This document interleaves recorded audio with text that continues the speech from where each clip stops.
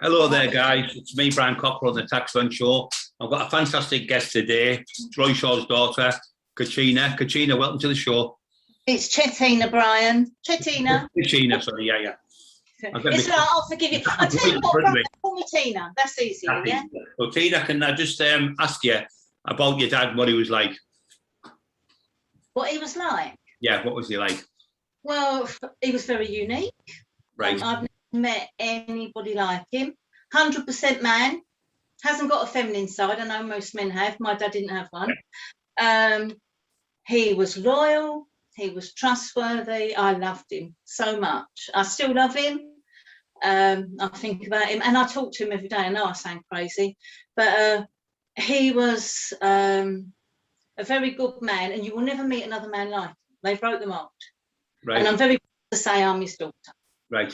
People speak to me about Roy, and I never met Roy, but I'd love to meet him. But he seemed to be like a man's man. One of them people shake your hand and he'd have a bond with you, and he'd keep that bond and keep his word. People say to me.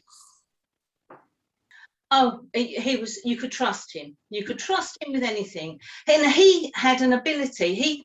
He was very much in touch with his instincts, right. And he had an ability to. And he always used to say to me, "You're too nice. You always see the good."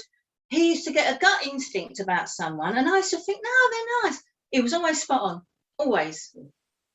Yeah. Well, when you're in that game, when you're running about and you're having fights and things like that, you've got to have that instinct or you won't survive. Yeah, well, you've won him on your side, trust me. Yeah. Well, yeah, it's like when we used to, we did the same type of things, right? But I'm obviously, he was a little bit older than me, but people would get the best fighters like Roy Shaw. They'd rather have a one Roy Shaw with them than 100 nobodies with them. And Roy would stand out and I think, we're not messing about, it's Roy Shaw's with him. Yeah. So I just want to get to, we're going to get these lies that have been spoken about your dad, about people have been writing books and everything. Have you ever contributed to any books on your dad? I did, yeah.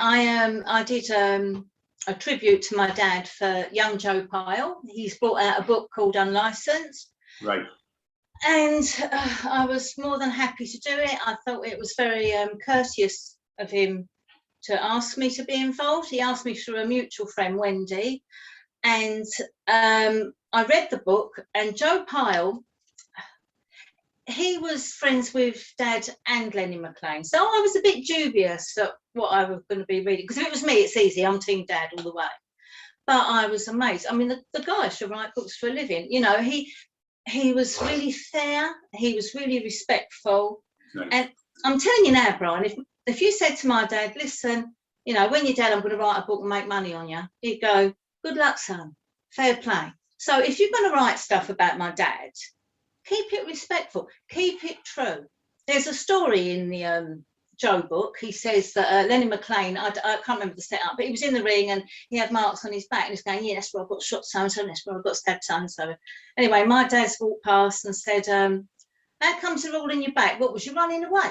And that is the sort of thing my dad would say. So, and you know, and you can tell. And Joe loved my dad, and my dad loved Joe. You know. Yes. And once you got his love, you've got his loyalty, and you know, and he doesn't deserve to be disrespected. He deserves to rest in peace, because I bet that poor bugger's spinning in his grave. I mean, you can see I've got my dad behind me. Yes, I can. My dad is in every room of my house. Yes. You know, I can't live without him, and I have to. So, you know. Right. Well, I was speaking to you before, and you were saying if anybody written a book, anyone was writing a book about my dad or a film, you wouldn't be bothered as long as the truth was told and it was done with dignity and pride. Yeah, no muggy stuff. And then there's this book come out by my dad's other son, Gary. Right. And well, there's quite a story behind that, actually, but we'll come to that later. My point about this book, it's not only, I mean, I'm not going to nitpick. I'm not going to go through all the little details. Like my granddad's name was Harry, not Henry. My mum's and dad's shop was in Forest Gate, not Manor Park. I mean, I know the family history. But I mean, all right, well, I'll let all that shit go, right? Yes. Some things in that book that I can't let go, and I won't be associated to that book in any way, shape or form. Right. He keeps advertising it by the Shaw family. Well, who the fuck am I then? So I'm not involved in that book. So what is he? Is he misleading people and letting them associate my name to this heap of shit? Because I don't want to be I mean, look at it. Look, I mean, my dad was, he was something special. Look at that. It looks like a fucking comic book. I mean, can you say? You know what, Tina, you're not the first person to say that, and he's done it to a lot of people. He's written books about people who have passed away, and he's disrespected all the family of all these people. He's doing the same thing to your dad as well. Oh, he doesn't care. All he's interested in is money, and I can't believe that my brother's on board with this. I mean, yeah, I love my brother. I always will. He's my brother. Yes. But and I really did not, and I mean this from the bottom of my heart, I really did not want to go against my own brother publicly. But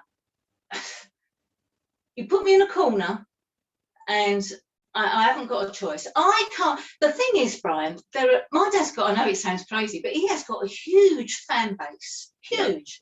Yes. And a lot of these people, they didn't know Dad. The people that did know my dad, they know. I ain't got to say nothing, right? But I mean, I get messages from people, and one guy stands out. He was being abused his whole life, and oh bless him. Anyway, I mean, he's a grown man now, but his dad's book come out. I mean, I can't even remember when that Katie Craig book come out, but that book come out, and he tried to take his own life. He was in a place, and someone tossed him the book, and he read it. And my dad inspired him. He said, it made me look like for the man that I've got inside myself. He said, and training is what got Dad through prison. Yeah. And my dad always said, and he was always fit, right up until he couldn't train anymore, you know. And, you know, if you've got a healthy body, it helps your mind, and it gives you that strength and the confidence to be the man that you can be. And this guy idolised my dad. Now, there's a lot of people out there. I mean, and there's Joe Mason, my brother. He's not met his dad. You know, they're going to be researching, they're going to be listening to everything that they can get their hands on if they're idolising it. And my dad would have loved it that so many people look up to him. You know, he would have loved that. He would have got so much pleasure from it. I've forgotten what I was saying. It's okay. Yeah. Well, Tina, so the author, Jamie Boyle, of this book, who's written the book's never spoken to you ever, because he's telling people he has spoken to you. No, and he's put it in his book that he's spoken to. So it's just lies again from you. I did leave some messages, you know, like, I'm the Shaw family. And then he starts putting things like, by Roy Shaw's only biological son. Well, he isn't. All right, they didn't know that, but he isn't. And he was still implying that I didn't exist, which I find very offensive, because I had a different kind of relationship with my dad than what Gary did. And I'm not saying that's right. I'm not saying, I mean, it's no secret. Dad didn't like Gary. Gary didn't like Dad, right? No secret. Right. I always had Gary's back, you know. No, this book, I have got to discredit it. I'm sorry, there's too much in it that